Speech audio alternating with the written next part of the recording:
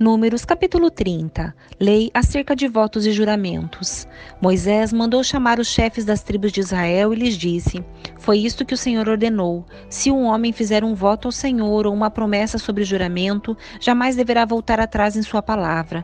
Fará exatamente o que prometeu. Se uma mulher fizer um voto ao Senhor ou uma promessa sobre juramento enquanto ainda estiver morando na casa de seu pai, e se seu pai ficar sabendo do voto e não levantar objeções, todos os seus votos e promessas continuarão a valer.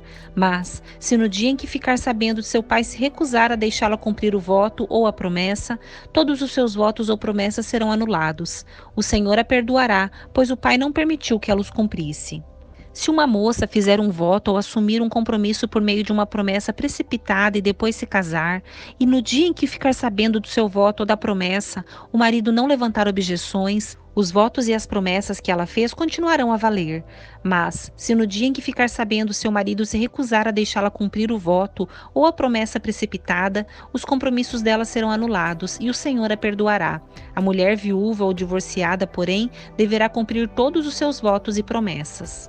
Se uma mulher já for casada e morar na casa do marido quando fizer o voto ou se comprometer por meio de uma promessa, e o marido ficar sabendo e não levantar objeções, os votos ou as promessas que ela fez continuarão a valer. Mas, se no dia em que ficar sabendo o marido se recusar a aceitá-los, o voto ou a promessa dela será anulada e o Senhor a perdoará. Portanto, qualquer voto ou promessa que a esposa tenha feito de humilhar-se, o marido poderá confirmar ou anular. Mas, se ele não levantar objeção alguma no dia em que ficar sabendo, indicará desse modo que está de acordo com todos os seus votos ou promessas. Se ele esperar mais de um dia e anular um voto ou uma promessa, sofrerá o castigo que caberia à esposa. Essas são as ordens que o Senhor deu a Moisés a respeito do relacionamento entre um homem e sua esposa e entre um pai e a sua filha moça que ainda mora na casa dele. Números capítulo 31. Israel conquista Midian. O Senhor disse a Moisés: Vingue-se dos midianitas pelo que fizeram aos israelitas. Depois disso você morrerá e será reunido a seus antepassados. Então Moisés disse ao povo: Escolham e armem alguns homens para lutarem na vingança do Senhor contra Midian.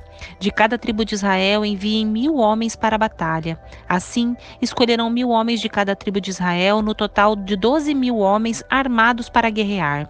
Moisés enviou 1000 homens de cada tribo, sob o comando de Finéias, filho do sacerdote Eleazar. Finéias levou consigo os objetos sagrados e as trombetas para dar a ordem de ataque. Atacaram Midian como o Senhor havia ordenado a Moisés e mataram todos os homens. Os 5 reis midianitas morreram na batalha: Eve, Requém, Zur, Ur e Rebá. Também mataram à espada Balaão, filho de Beor. Os israelitas capturaram as mulheres e as crianças midianitas e tomaram como despojo o gado, os rebanhos e toda a riqueza deles. Queimaram todas as cidades e acamparam onde os midianitas moravam. Depois de juntarem todos os despojos, tanto os prisioneiros como os animais, trouxeram tudo a Moisés, ao sacerdote Eleazar e a toda a comunidade de Israel, que estava acampada nas campinas de Moabe, junto ao rio Jordão, do lado oposto de Jericó. Moisés, o sacerdote Eleazar e todos os líderes da comunidade saíram ao encontro deles fora do acampamento. Moisés, porém, se enfureceu com os generais e os capitães, que voltaram da batalha. Por que deixaram viver todas as mulheres? Perguntou ele. Foram justamente elas que seguiram o conselho de Balaão e fizeram os israelitas se rebelarem contra o Senhor no incidente em Peor. Foi por causa delas que uma praga feriu o povo do Senhor. Agora, matem todos os meninos e todas as mulheres que tiveram relações sexuais com algum homem. Deixem viver somente as meninas virgens. Tragam-nas para viver entre vocês. E todos que tiverem matado alguém ou tocado em algum cadáver ficarão fora do acampamento por 7 dias. Purifiquem a si mesmos e as prisioneiras no 3º e no 7º dia. Purifiquem também todas as roupas e todos os objetos de couro, pelo de cabra ou madeira.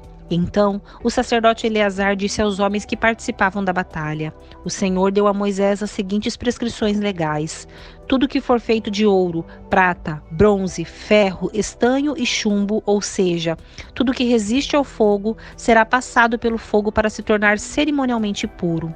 Em seguida, esses objetos de metal serão purificados com a água da purificação, mas tudo que não resistir ao fogo será purificado somente com a água. No 7º dia, levem as roupas e vocês estarão purificados. Então poderão voltar ao acampamento. A divisão dos despojos. O Senhor também disse a Moisés: Você, o sacerdote Eleazar e os chefes das famílias de cada tribo farão uma lista de todos os despojos tomados na batalha, tanto das pessoas como dos animais. Dividirão o despojo em duas partes e entregarão metade para os homens que lutaram na batalha e metade para o restante do povo. Da metade que pertence ao exército, entreguem primeiro um tributo que cabe ao Senhor, um de cada 500, tanto das pessoas como do gado, dos jumentos e das ovelhas. Entreguem essa porção tirada da parte do exército ao sacerdote Eleazar como oferta ao Senhor.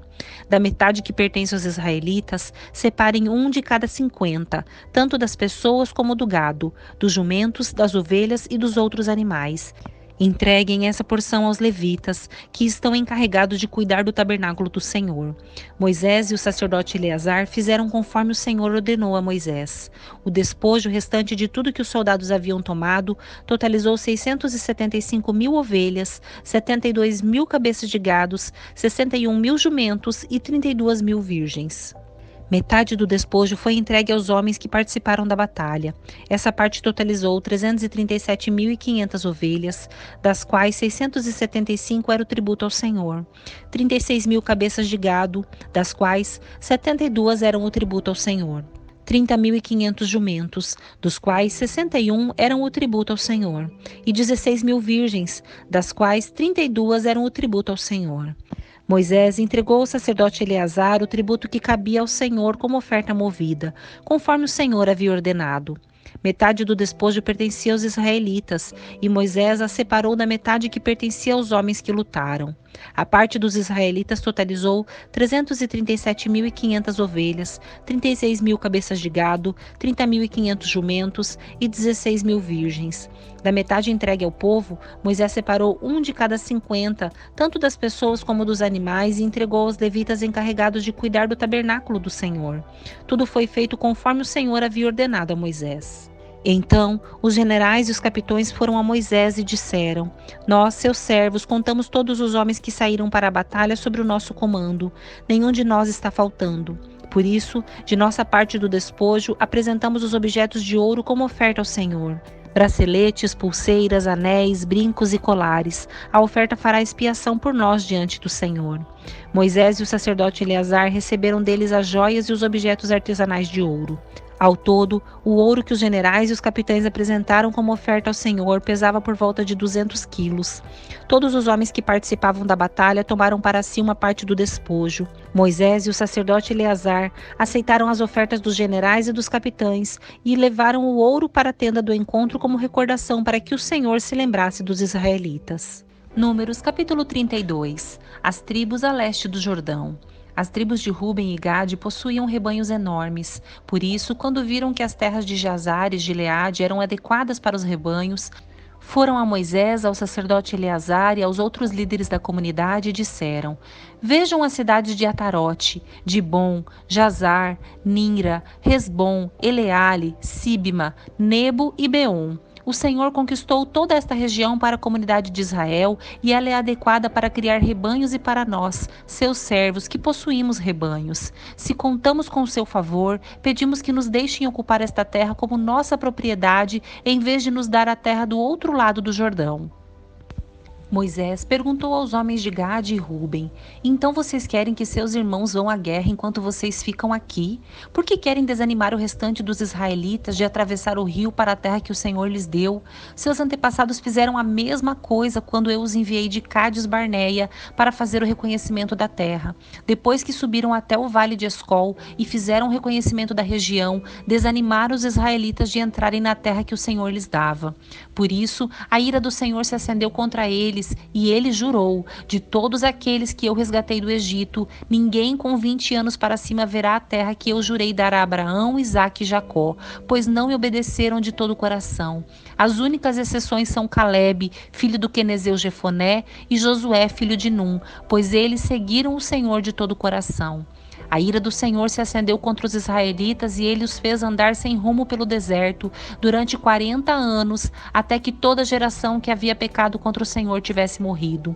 Mas aqui estão vocês, uma raça de pecadores, fazendo exatamente a mesma coisa, acendendo ainda mais a ira do Senhor contra Israel. Se vocês se afastarem dele e se ele abandonar o povo no deserto outra vez, vocês serão responsáveis pela destruição de todo este povo. Eles se aproximaram de Moisés e disseram: queremos construir currais para nossos animais e cidades para nossos filhos. Então nos armaremos e sairemos prontamente com os israelitas para a batalha, até que os tenhamos levado em segurança para a sua terra. Enquanto isso, nossos filhos ficarão nas cidades fortificadas que construirmos aqui e estarão protegidos de ataques dos povos da região. Só voltaremos a nossos lares quando todos os israelitas tiverem recebido suas porções de terra. Não exigimos, porém, terra alguma do outro lado do Jordão. Preferimos viver aqui do lado leste do Jordão e aceitamos esta região como nossa herança na terra. Então Moisés lhes disse: se fizerem como prometeram, e se, armadas para as batalhas do Senhor, suas tropas atravessarem o Jordão e continuarem a lutar até que o Senhor tenha expulsado seus inimigos, então poderão voltar quando o Senhor tiver conquistado a terra. Assim, vocês terão cumprido seu dever para com o Senhor e para com o povo de Israel. A terra do lado leste do Jordão será sua propriedade da parte do Senhor. Mas, se não fizerem como prometeram, terão pecado contra o Senhor e não escaparão das consequências. Vão, construam cidades para suas famílias e currais para seus rebanhos, mas façam tudo o que prometeram. Os homens de Gade e Ruben responderam: nós, seus servos, seguiremos suas instruções. Nossos filhos, esposas, rebanhos e gado ficarão aqui nas cidades de Gileade. Mas nós, seus servos, todos armados para a guerra, atravessaremos o rio e lutaremos pelo Senhor, conforme nos ordenou. Moisés deu ordens ao sacerdote Eleazar, a Josué, filho de Num, e aos chefes das cidades das tribos de Israel. Disse ele: os homens de Gade e Ruben estão armados para a batalha e atravessarão o Jordão com vocês e lutarão pelo Senhor. Se o fizerem, depois que a terra for conquistada, entregue-lhes o território de Gileade como sua propriedade. Mas, se eles se recusarem a armar-se e atravessar o rio com vocês, serão obrigados a aceitar uma porção de terra com o restante de vocês em Canaã. As tribos de Gade e Ruben disseram outra vez: somos seus servos e faremos o que o Senhor ordenou. Atravessaremos bem armados o Jordão até Canaã e lutaremos para o Senhor, mas nossa porção de terra estará aqui deste lado do Jordão.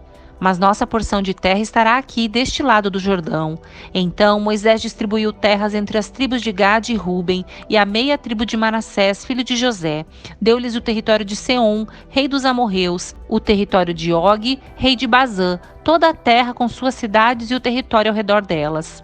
Os descendentes de Gade construíram a cidade de Dibon, Atarote, Aroer, Atarote-Sofá, Jazar, Jogbeá, Bet-Nimrá e Bet-Harã, e todas eram cidades fortificadas e com currais para os rebanhos.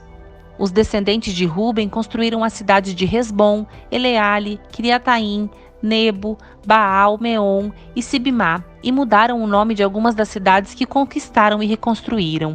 Os descendentes de Maquir, da tribo de Manassés, foram até Gileade, tomaram posse dela e expulsaram os amorreus que ali viviam. Moisés deu Gileade aos maquiritas, descendentes de Manassés, e eles se estabeleceram ali.